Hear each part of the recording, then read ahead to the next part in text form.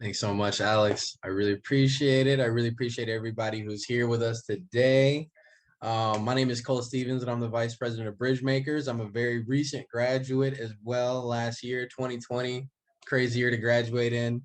And I'm passionate really mostly about making sure that everybody has the tools that they need to self-actualize and to be able to make positive change within their communities. And that's the work that we do at Bridgemakers.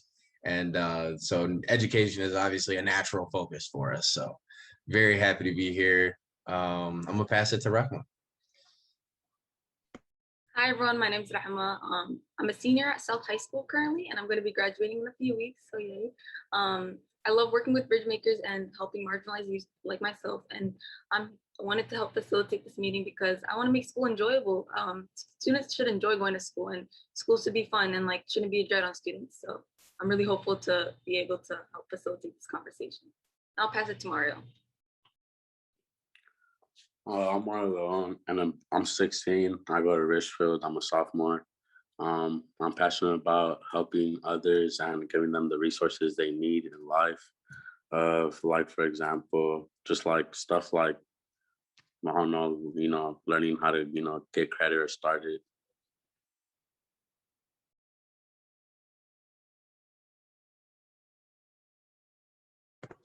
Beautiful. Awesome. Thank you guys so much. I think we're going to be having Rahma. You're going to do the slides, right? Oh, Alex? Okay. Alex, could you put up our very first slide for us, please? Thank you so much. All right, you guys. So again, I'm super, super excited to be here. We have a very dense agenda, and I really want to allow for some space for us all to interact with each other and have a conversation, especially in a virtual space here in the context of pandemic. I'm sure we all just really want to talk to each other. So, let's just get right into it so that I'm not spending the whole time talking at you. So this is learning by doing, everybody, and that is engaging students through passion-based and experiential learning. And if everybody could, please drop the name of your org/school. How's your day been? And why did you choose this workshop? And then if we could go on to our next slide. Those were sort of our base questions. I do have a little bit, if you'd want to dig in a little more to an icebreaker question, what are some ways, or you can even just say one way that your organization or school has already attempted to implement passion-based and experiential learning into your programs or curriculums? All right, all right, all right. And while I'm giving folks a minute to do that, oh, hey, what's up, Andrea? Good to see you. While I'm giving folks a minute to do that, if we go to our next slide, I'll just start talking a little bit about Bridgemakers. Now, this is an interesting organization. This is the organization that I co-founded with my friend Walter Cortina. And it really came out of a lot of teenage angst, I'll be very honest. Basically, high school students in the state of Minnesota were subject to a law that barred them from unemployment benefits. And even though the federal government had created a new program for people unemployed because of COVID, the state of Minnesota wrongfully determined that that program of federal law would be subject to the state's particular laws about high school students. Thus, they barred us all from COVID relief. And that's when Bridgemakers stepped in with the help of Youth Prize and others to say no, to stand up, to get the young people to show up and show out and organize. And we sued them, which was such a great feeling. I've always wanted to sue the state, you guys. Anyway, we sued the state. We got $70 million opened up to high school students from all across our fair Minnesota here to be able to get that relief that they needed during the pandemic. And right now we're working on the law, which we'll talk a little bit more later because Mario has some things to say, but we're working on a law right now to repeal that permanently in the legislature. And Bridgemakers as a whole is a platform and a group and a movement of young artists, activists, entrepreneurs, and journalists who are affecting meaningful change in their community. And it's really a platform for young people to grow at its core. Thanks to everybody dropping their excellence in the chat here. We have quite an eclectic group. I'm loving this. I'm loving this. I'm actually gonna drop my LinkedIn down here too because I would love to continue to connect with all of y'all.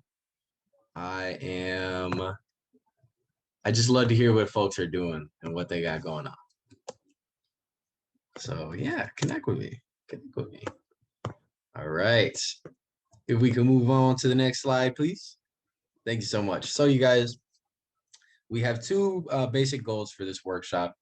And really, we want everybody to leave understanding how to implement some of Bridgemakers' strategies of passion-based and experiential learning. As we'll see a little bit later, Bridgemakers is a bit of a case study in this area. And we'd also just like all participants to really know how can they actually facilitate passion-based exploration, right? And understand how that positively impacts a student's life. So, you know, this really is a relational journey, what we're talking about here. I really wish that I could give you guys a formula or a rubric or a cheat sheet, but it is very relational and a very human process. But that's what makes it fun. And see, we just got somebody new. Daphne, what's up? What's up? Please drop your name, organization / school, and why you chose this in the chat. So happy to have you here. Thank you. Thank you. These are our goals for the workshop. Basically, we want everybody to understand what our strategies are to implement passion-based experiential learning and how you can use that and how you can facilitate passion-based exploration for individual students. All right. All right.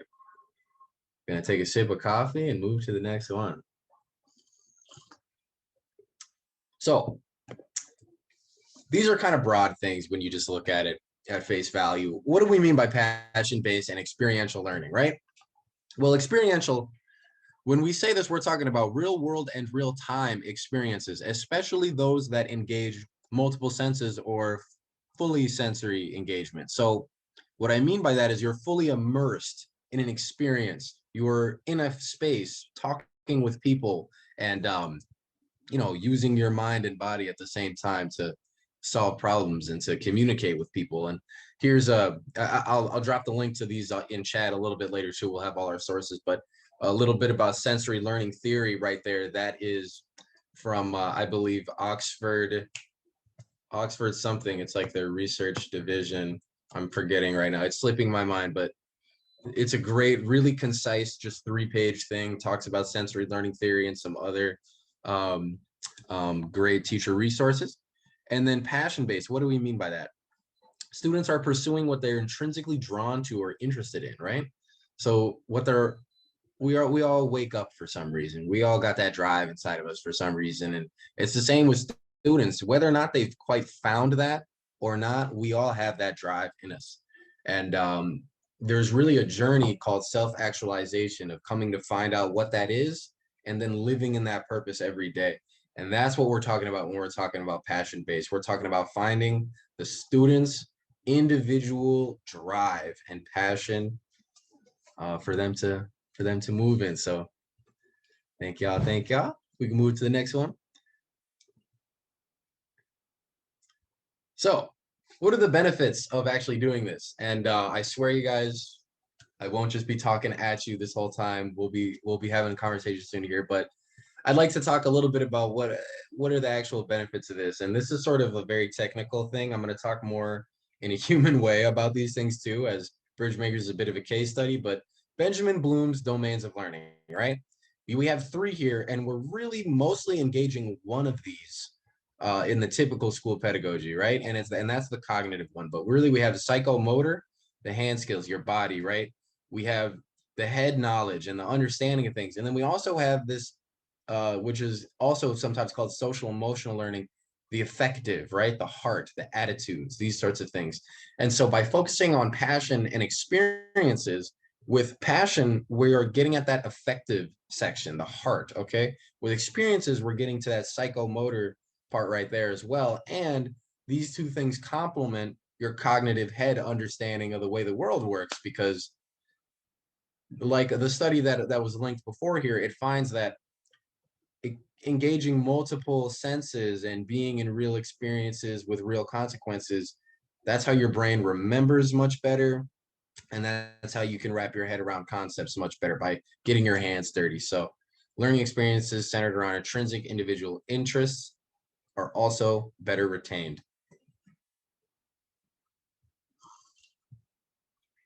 All right, all right. That was a little bit to digest, so I'm gonna let that simmer for a second.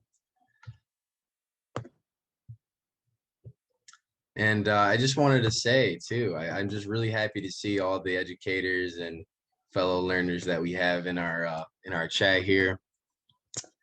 This is awesome. This is awesome. In a minute, we're going to be talking more and looking at more about our different ways of utilizing these things so we can all learn from each other. Okay, next slide, please.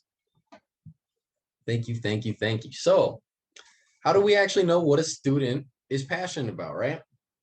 Rahman, I'm gonna turn this one over to you actually. Yeah, so in order to figure out if a student, to find out what a student is passionate about, you have to build a relationship from the get-go. When school starts, we just get into names and introductions, but we don't really get into who the student actually is. So you can build relationships with students just by holding space to talk with them. And so something that Bridgemakers does is we have check-ins with all the youth in Bridgemakers. We check in with our mentor every week and we can have this conversation, talk about personal life, some of our professional goals, and just really talk with each other. And that's how we really build our relationships within Bridgemakers. Another thing is you have to ask them how they're doing outside of school. That is very important. We often teachers don't ask us how we're doing outside of school. We might have things going on in our home life. We might have to be the sole provider for our family's income. All of these things are like breaking down in us. And it's like, no one's asking us how we're doing. And so sometimes we can't focus on school, and teachers need to understand that. Another thing is we need to pay close attention to who engages in which content. Some students may like the stuff you're teaching and others might not. And so you have to cater the learning to that specific student. If the student isn't engaging with that knowledge, find a different way to teach them. Find a different topic to teach them. If they're not interested in it, there's other ways to get them interested. Another thing is be a mentor. Or connect students with a mentor. That's one thing Bridgemakers does a really good job on with doing. We can connect with a mentor. They talk to us about how we're doing outside of school, how we're doing with our professional development, and all these different things. Another thing is we need to seek support as a teacher. This stuff isn't easy for teachers. We understand that as students. Being a teacher is very hard, especially in this time with COVID. Teaching online, students may not have their cameras on, mics off, there's no connection anymore, and like seek support. You guys need like therapy and like talk to your supervisors and all these other people within the education system. You guys need to communicate with them. Students don't know how you feel. You don't know how students feel. So there needs to be like a common ground between you two. And so lastly, we need to give students more power and allow them to develop agency. And that's what leads us to our next point. All right, all right. We talking about power and agency on the next slide.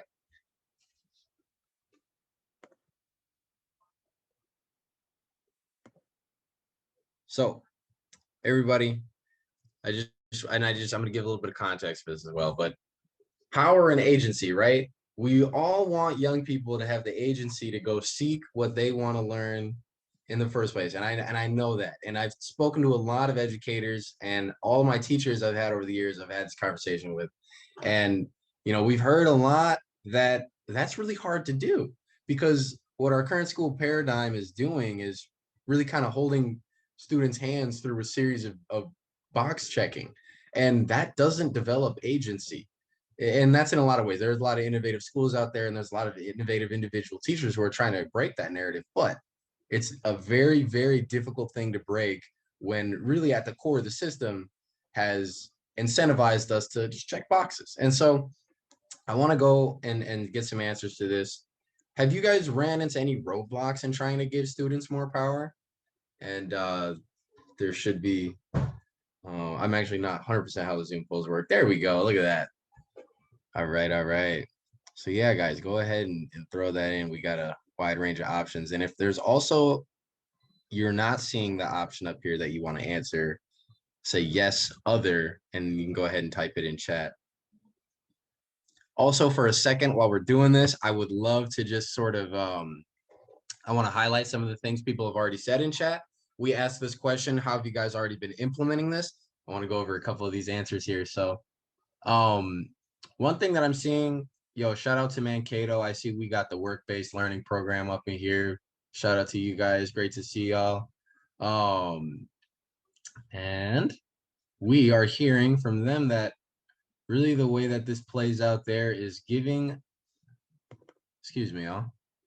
Lost my spot. Giving students credit who are working and have internships. Very important. That's real world experience right there. We're also seeing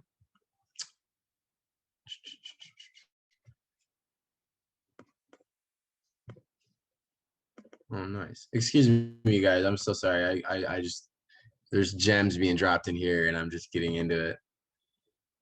Nice. Molly Bonnet. Excuse me if I'm messing up these names, but she says most of our experiential learning opportunities has a career focus, tours, jobs, shadowing. Very important, you guys. The one thing we're going to talk about is partnering with, public and private partnerships here. How can we partner with our outside organizations and our outside small businesses and local community members outside of our schools to give students real world experiences here? Liz from Greater Twin Cities United Way supports school districts on developing career pathways that are passion/purpose driven. Nice, nice, nice. And let's check this out. All right, sharing the poll results. So the first thing I'm noticing here is that really only one person has said no, it's gone completely smoothly, which is kind of expected.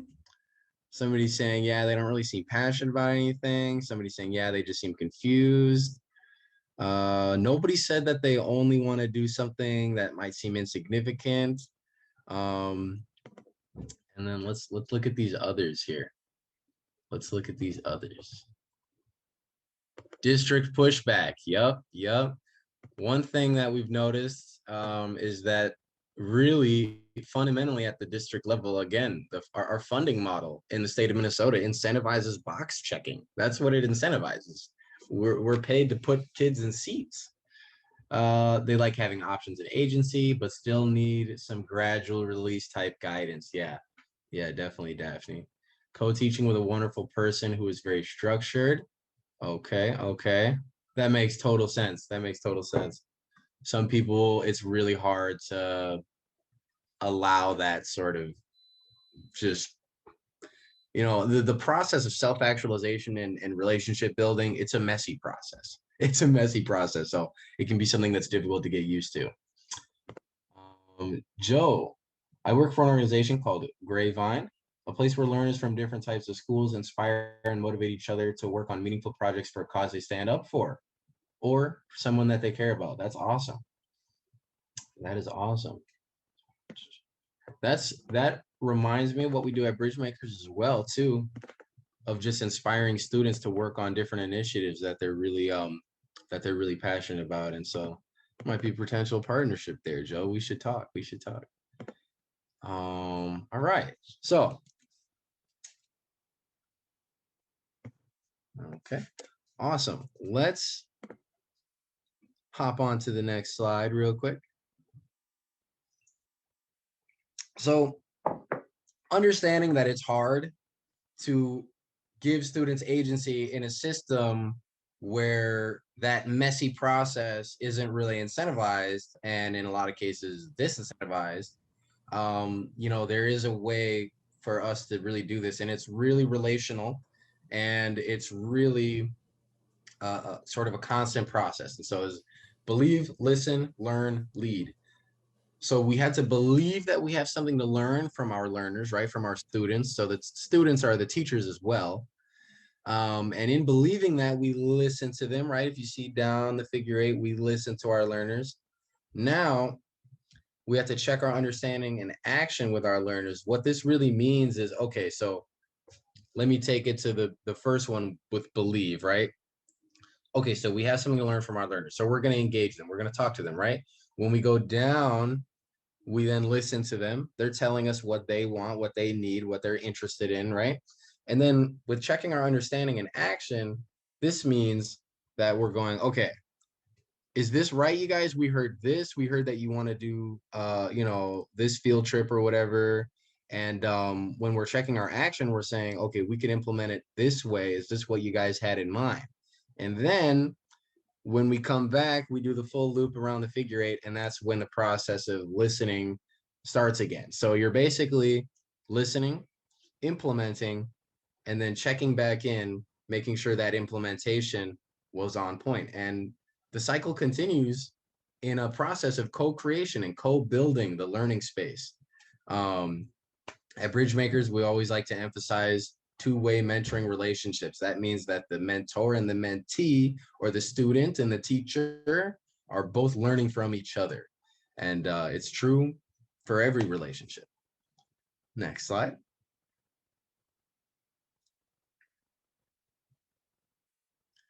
So, you guys, I'm not going to read all this to you, don't worry. But Bridgemakers, like I said a little bit earlier, Bridgemakers is really a case study in experiential learning and leadership development. And so young people, a lot of them were in school or had just graduated. What we did with that 1939 law I was talking about that barred high school students from unemployment benefits, what we did was we spoke to legislators from all across the state. We spoke to young people from all across the state. We organized a whole advocacy coalition statewide that resulted in 20,000 plus Minnesota young people who were affected by this to gain access to that $70 million of pandemic benefits that they'd been barred from. This had been a huge game changer for many struggling families. It was a unanimous Court of Appeals decision.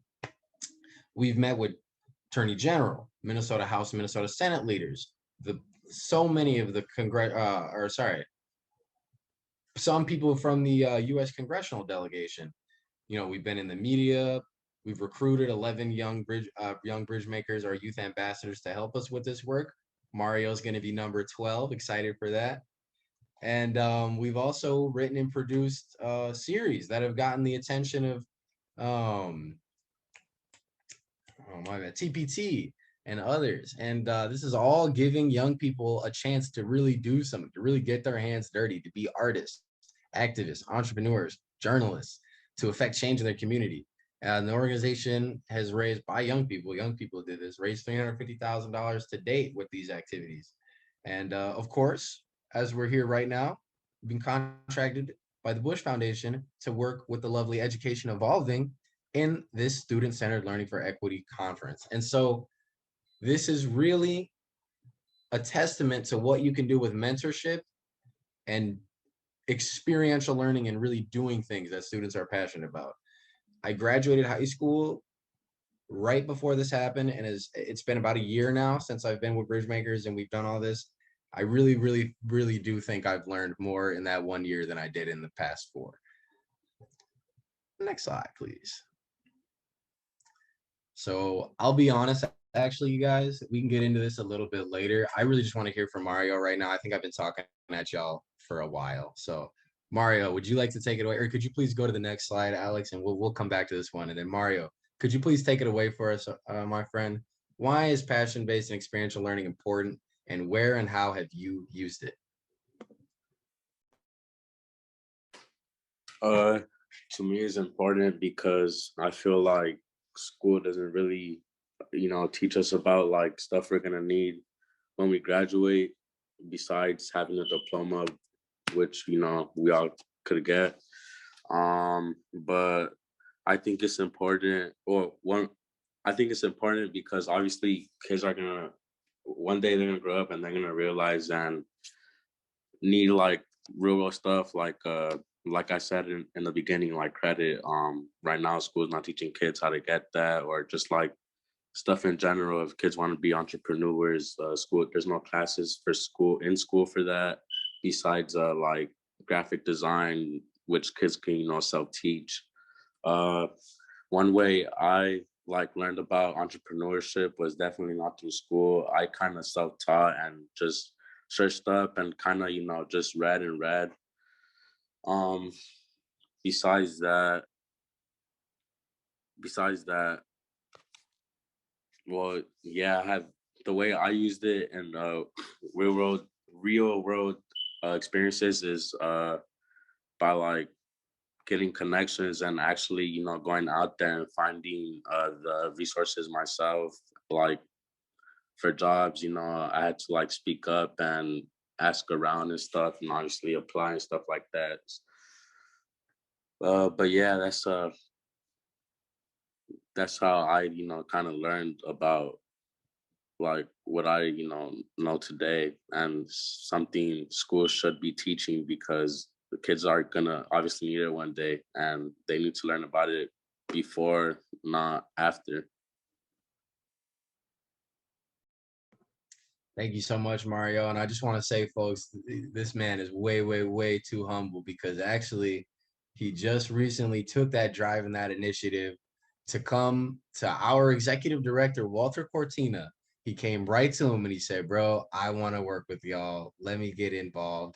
And he just kept bugging him and bugging him. And it was easy, though, because he's such a nice guy to work with. Yes, I will drop the website, by the way. Just saw that in chat. But anyways, ladies and gentlemen, Mario is killing it. We are all going to probably be buying goods and services from him one day, because just yesterday he joined us in a press conference. Man was on TV. You'll probably see him standing behind me, making me look real good. And he shook hands and met with the president and CEO of the Minneapolis Regional Chamber of Commerce, Jonathan, I believe, Heimberger. Excuse me if I'm killing that, but he met the guy. They are talking. I already know he's way over my head. They're killing it. So this is really a testament to getting out there and being a go-getter, right? And Mario too. I think another thing that you glossed over was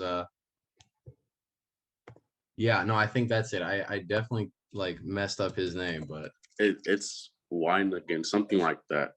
Something like that. oh, that's so messed up that I don't know his name. Weinhagen, Jonathan Weinhagen. So yeah, shook hands with the guy, got his email, and it's just an awesome thing. And Mario, you actually you made some designs on a beanie, right? And you had kids hitting you up at school wanting to buy it. Yeah, that's another thing. Like, that's something school should also have. Like, I don't know, just classes. Well, there's a lot of students that want to learn about a lot of things, but they know school is not going to give them like the resources, or schools ask, like, the staff, people in the school ask, how can I help? But once a student actually tells them, they just sit there like bamboozled. They don't know actually how to help the student. But yeah. Yeah, I just want to add like the importance of mentorship, because with Bridgemakers, we are able to have a mentor, and that mentor has a lot of connections and connect you with people that are in these positions that can help you, and like you can learn from them, such as my mentor John Bacall. He was able to get me I was interested in the healthcare field for a long time, and he was able to get me in contact with a ton of people in healthcare. Got me in contact with anesthesiologists and nurse anesthetists, nurses, doctors, so many different people. And I was able to have these conversations with them on things that I was interested in. And I was able to learn from their experiences. And yeah, he just really touched on my passions and was able to help me learn from it and grow from that.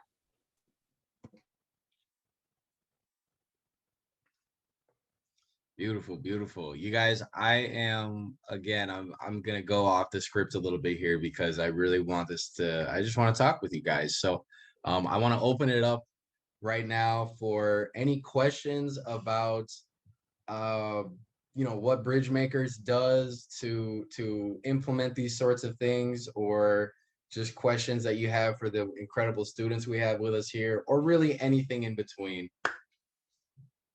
You can use the raise hand feature, so it's not you guys don't end up going over each other. There we go.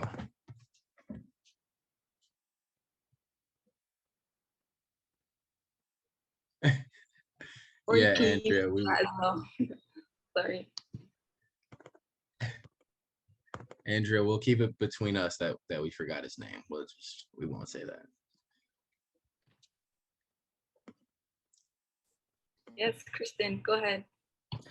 I was just wondering how you all found out about this, or why you started it. I'm just curious how it all came to be, and then how you all joined and how you meet and that kind of stuff. For Bridgemakers? Yeah, for Bridgemakers. Yeah.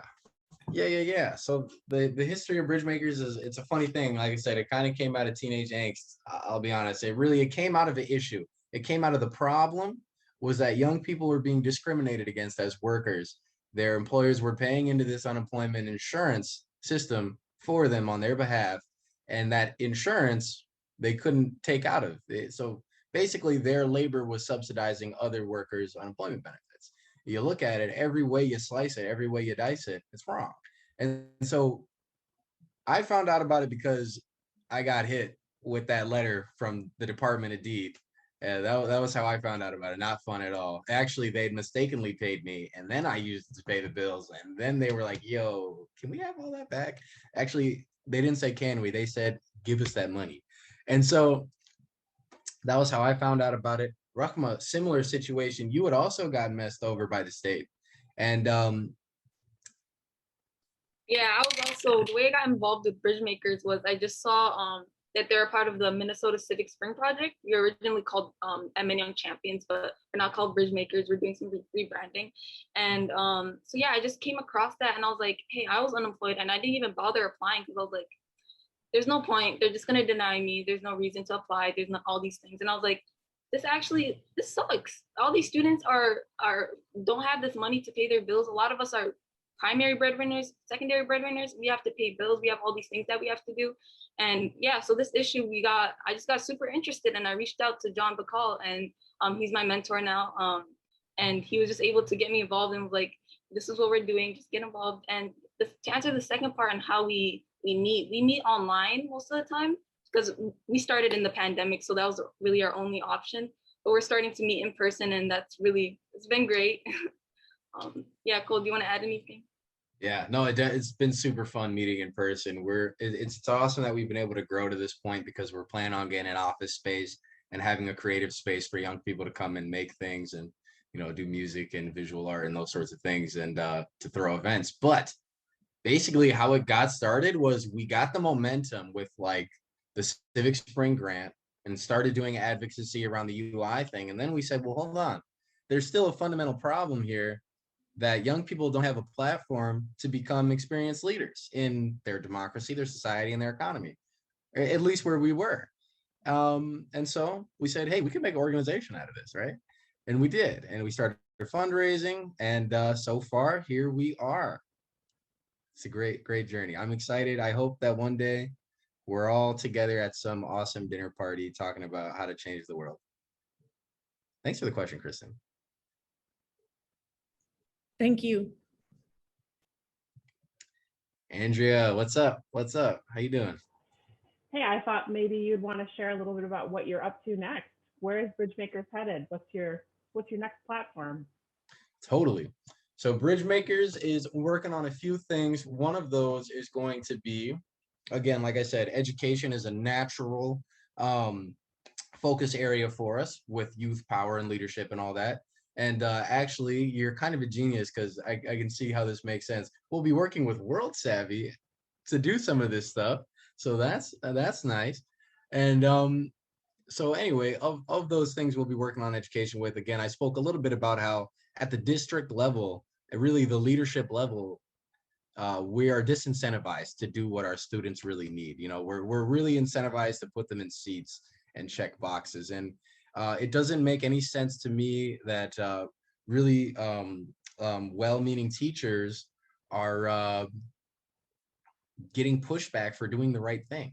And so we want to get at that. We understand that we don't know all the answers. We're trying to engage as many people as possible, educators, education leaders, students, legislators, and just thought partners to actually come up with a way to redo the funding model to actually allow for incentivizing real world outcomes and changing those standards to meet the needs of today's, society, democracy, and economy, which has changed a lot over the last 100 years, whereas the education system has not changed very much over the last 100 years. And so that would incentivize, again, we don't think we have all the answers. We're trying to co-develop this with everybody, but what we've come up with so far is your basic financial skills, your basic positive relationship skills, your basic mental health skills, these sorts of things that are foundational to being a healthy and a happy human being. And then given that foundation, allowing for the journey of self-actualization for each individual student to actually find what they're passionate about, because this new digital economy that we have, I would say coming, but really it's here, it really, really incentivizes and appreciates leaders and individual free thinkers. You know, the factory jobs are really not going to be the future growth jobs, you know? So I'll leave it at that. But we're trying to address education policy, and we are also trying to just allow students to have a program within their schools that allows them to get together and really sort of work with the administrators and the staff to solve problems throughout their school. So that's giving them a real problem solving program to work with, to communicate with people, to ideate and to implement solutions. This is called Changemakers, and we're going to be kicking it off in I believe at least 8 and up to 12 schools, charters, and bigger high schools in the Twin Cities area coming next school year. So I'm really excited for that. We've already got, like I said, at least 8 confirmed, looking to do a few more, and that'll be their first unit. We'll be doing the Changemakers.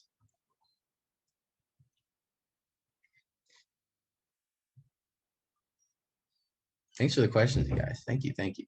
Oh, and actually, another thing I also said, like I said, it's so much stuff. I hate to just talk at people, but this is fun. Our website is going to be updated, so keep that in mind. It's a little bit sparse at the moment because we just put it together, but if you guys know, I'm sure each of y'all know probably a student like this. Makersmn.org. For the moment, it's a Twin Cities thing, but we're hoping to expand out to the whole state. But this summer, we'll be hosting a competition for students to give us a story of themselves, a story of their community, and a plan to create meaningful change within that community. And those who have the most actionable ideas and innovative ideas, they will be given a job with Bridgemakers for 6 months. It's $1,000 a month plus $1,000 up front, and they'll be given mentorship to carry out their goals and ideas to affect positive change within that community. Really excited about that. You could think about it as a social entrepreneurship focused Shark Tank. So rather than investing in the ideas that are going to make us the most money, we're investing in the ideas that are going to make the most positive impact for young people. Very excited to launch that. It'll be on the website really soon. So if you subscribe to the email list on there, you'll know what's up. Can I ask a question? Yeah. I'm curious. It sounds like what you're talking about, especially for Mario and Rahma, you all are doing these things, I'm assuming, like outside of your school, like you're not getting credit for this. Is that correct? Really, Walter has been able to get some credit because he goes to HSRA, and we're trying to help Mario as well, but it's hard. Yeah. So I'm curious about, like, I guess as I hear you all talk, it sounds like a lot of what you've been able to accomplish over this last year. Now, granted, a lot of the problems you were addressing were because of brought on by the pandemic, but your ability to connect with one another and to work, with all these other organizations and folks, I'm guessing is probably facilitated by like our virtual reality and having that flexibility in your schedule right now, as you're not physically in school as much as you used to be, if you are at all. And I think a lot of us are thinking about like what's going to happen when we return to whatever it is we're returning to. I'm wondering what you guys are thinking about in terms of how you continue to be able to be as active as you have been once you have to return to a rigid structure, if that is what you're returning to. Definitely. And that's actually a perfect segue into, if you could go back one slide to that was so perfect. We are thinking about this because the pandemic has allowed us a degree of flexibility with Zoom and everything. As much as I'm sure we're all sick of Zoom, it allows us a lot of flexibility. It's really nice to be able to hop on and do a bunch of meetings, get a bunch of business done, just frankly, in my underwear and in a robe with a coffee cup, right? And I could do that on Zoom, And when we're going back in person, when we're making this change, really what we're looking at is basically we've done this all outside of school up until now. You are correct about that. So that is why we're trying to partner with some schools to be able to allow students to do this as part of their just regular credit. But also one thing that Bridgemakers finds very, very important is young people are so often expected to have unpaid internships, right? We give them a job. We don't do that. We give them a job. We make sure they can get paid because we know young people got bills now. That's what this organization was created out of, was the need for young people to be economically respected. And so here at Bridgemakers, a majority of our expenses go to making sure these young people have good jobs that pay a good wage.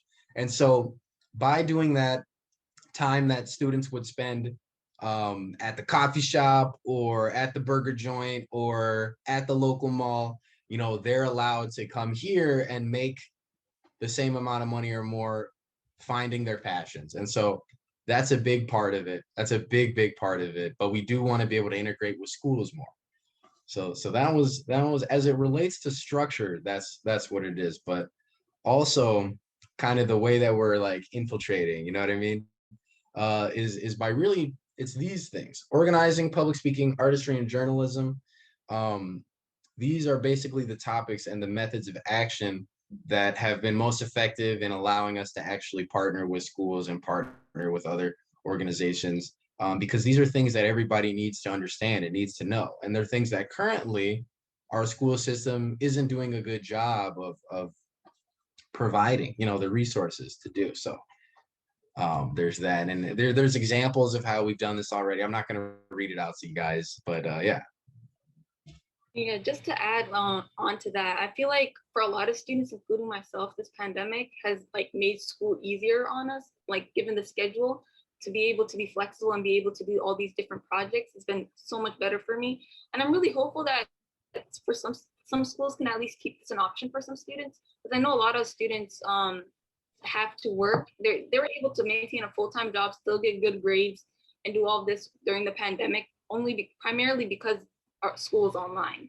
And so I think one thing that Bridgemakers does really a good job on is like helping us find a balance between school and work and all these other life stuff we're juggling. And so like that mentorship is very important, and like giving us some professional development skills, just such as how to manage a calendar and like all these different things that we're going to be adding on to our plates and stuff.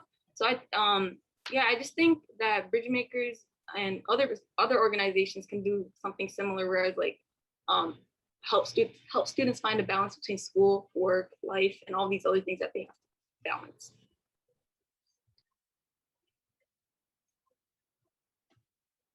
Yeah.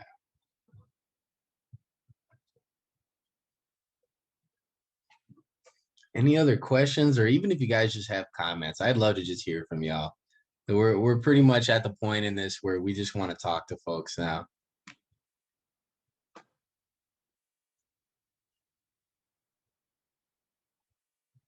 Kristen, what's up again? Do you ever get pushback from people because they say that you're too young to know how to do this stuff? And how do you deal with that if you have experienced that? That's a good question. That's a good question. The way that it probably showed up the most was in the legislature. So when we were talking to, and we went all over the place, we Twin Cities and Greater Minnesota, we were talking to people from all over the place. We have a divided legislature in Minnesota, which I found out is actually weird. That doesn't really happen in most states, and we might be the only one. Somebody said that to me, and I guess I'm just denying it. I can't believe that we'd be the only one, but it's very hard because most people would say, what do you really know about this? Or we've had people say, this is not your place to say this or to talk about this. And as it relates to the unemployment thing, right? And really the way that we dealt with this is by being like, okay, do you have any advice for us then? Or well, then what would you do? I mean, you kind of have to be you have to be stern but polite, you know what I mean? And I'll be very honest with you guys, they didn't take us very seriously at all. And once we sued them and they got hit for a bill for $70 million, their language changed a lot, right? It changed up a lot. And so really, truthfully, one thing that I've valued is always, okay, if you won't listen to me, to my words, you'll listen to my actions. Yeah, yeah, Heather. It was funny. Yeah, just to add to that, Cole, it's like I find it pretty frustrating when people don't take us seriously because the changes we're trying to make are for us. They're not for anyone else. They're for young people. It's not like we can go out and vote people in that will help us make these changes. And it's really annoying that they don't take us serious sometimes. But we really showed them out with that 70 million bill. And I just want to say, like, it only takes one person to believe in us to make these changes happen. And like the unemployment case, we had AG Ellison on our side and like supporting us. He was like, "You guys can do this. This is good. You guys deserve this. All that." Like, it takes one person to believe in us to actually help make these changes happen. I see Ted Colder. He just joined us. Hello, Ted. Hello, hello. Great to have you here. We were just talking about how some folks don't take us young people seriously and about how we're changing that narrative. Great to have you here, my friend. If I were to add one more thing to that, Chris, and I would say that really the core of Bridgemakers is mentorship, right? So for every 100 people, 100, for every 100 people that don't believe in you, that one person who will let you call them at 10 p.m., who will listen to what you have to say, who will say, okay, I believe in you, you know, and here are some, you know, I can help you try and get to where you want to be. For every 100 people that don't believe you, that one person that believes you will outweigh that. And so at Bridgemakers, we take that very much so to heart, and our mentors are really just like a powerhouse force for us.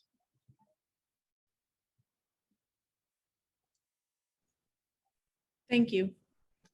Yeah, thank you. Thank you. So for folks that have just sort of joined us in the middle here, you know, we of course talked about experiential learning, passion-based learning, experiential learning being something that engages, you know, all of your senses. It's something that you're immersed in. It's something that involves talking to people and problem solving and thinking and doing.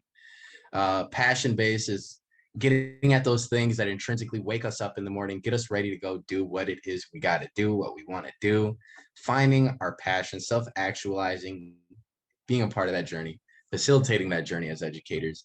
These are the topics we've gone over. We've talked a bit about how can we really facilitate that in young people, and it's sort of a figure eight, and it's really a relationship. So you start by asking, and then you go to listening and implementing, and then you go back to asking, seeing if what you implemented worked, and just continuing that process and co-creating and co-building with young people. We talked about that. And right now, we're really just at a point where we want to hear from people, and we want to hear how other folks have implemented this, if they have any questions for us, and also how we can all get connected. And so that's where we're at right now. It's a bit of an open conversation. And also there's a feedback form in the chat. And I'm also going to drop all of our social medias in the chat in a second here. Yes, please go follow us on all our social medias. They're at Bridgemakers MN. And yeah, we're just going to be posting a lot of updates on the things we're going to be doing on our social media and on our website. So make sure you subscribe to our email list and follow us on all socials. Also, if you go to the website, up in the top corner, you can just click and it'll be like Facebook, Instagram, Twitter. Thank you, Heather. Thank you, Heather. Like I said, man, we are all about relationships, get connected with people. So if you guys want to either subscribe to our mailing list or reach out to us on social media, I'm also going to just put my LinkedIn down there because I'm that's like my new obsession. I don't even touch Facebook anymore. I'm just on LinkedIn. But yeah. I think this could be fun. We asked this question, and I read out some of the answers on chat, but does anybody want to come up onto the camera and microphone and actually say what their answer to the question was of how have you already implemented passion-based and experiential learning into your learning space?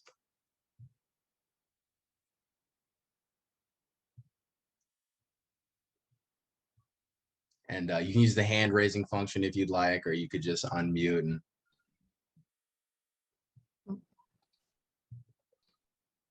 hey, Marie, what's up? I just, okay, I don't normally teach. I sort of got coerced into teaching a class next fall, which is fine. But I had an experience where I went on a canoe trip, and the lead person was a big believer in experiential learning. And so I loved, as an adult, seeing that in action because I really understood it. She pretty much just let us figure everything out, and I loved her for it. There was no, you're not paddling right, or there was a couple, and then I'll be quiet. They were just struggling to get where they needed to go, and she just let them figure it out, and I just loved it. So I want to thank you guys for sharing your experiences. The passion that you have is just, it gives me hope, and it's amazing. Thank you so much. And thank you so much for sharing that too. What we like to say at Bridgemakers is, how can we be a mentor, not an instructor, right? And so that was an example of mentorship, right? They let y'all figure out how to paddle. Like, maybe you're doing it wrong, but that's okay. Doing it wrong is the first step to doing it right, you know? That's awesome. Thanks so much. And you guys, I do want to drop one more sort of resource / opportunity to get involved with us in the chat here. We are working with the wonderful people. They're so much fun to work with at 100daysofconversations.org. And this is an initiative to hear the voices of young people and of educators and of parents who are our stakeholders here in our educational system, to hear from them what they believe is the role of education in creating a healthy society, in creating passionate people and strong relationships. And how can we reflect that in our policy, right? So what we hear in these conversations, these are going to be added into our developing policy agenda. And it's basically our way of holding our democracy accountable to the stakeholders of education. And there'll be more updates on that as well. We are continuing to build that. Like I said, you guys, Bridgemakers is a space for us to co-develop, right? So it doesn't make any sense for us to say, this is what we want, this is our policy agenda, without hearing from the people. And that's truly what we're grounded in.